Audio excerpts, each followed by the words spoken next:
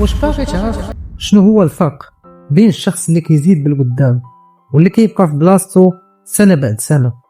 ماشي الذكاء وماشي الوقت وماشي حتى الحظ، الفرق كاين اش كدير كل نهار.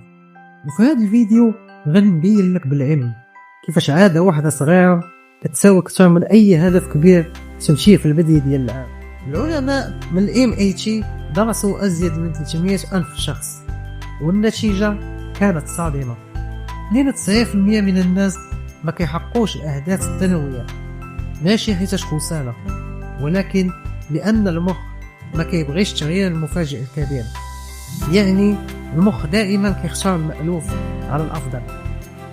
في عام 1997 فريق برايتش سايكلين كان من الأسوأ في العالم.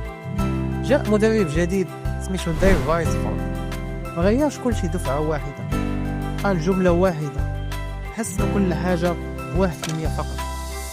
النوم، التغذية، زاوية الدراسة، كل حاجة غير 1%. في 5 سنوات فقط فازوا ب20% من ميداليات أولمبيات لندن. هادشي ماشي ماجيك، هادشي سميتو الكومباوند ايفيكت ديال العادات الصغيرة. إذا كيفاش نبدا؟ الخطوة الأولى: صغر الحاجة اللي كتبان ليك صعيبة، كتبان ليك ولات غبية. ما تقولش غادي نقرا ساعة في اليوم، قول غادي نفتح غير الكتاب فقط، غير باش تزعم. الخطوة الثانية: ربطها بشي حاجة كديرها ديجا، بحال ما شربش قهوتي في الصباح حتى نقرا صفحة واحدة. هاد الأسلوب سميتو الهابيت ستيكينغ. الخطوة الثالثة: فين ما دير شي خطوة تبداها كتبها في بلوك نوت أو دير عليها علامة إكس بلا ما تحكم على نفسك. العلم كيقول التتبع البسيط يرفع الالتزام ب40%.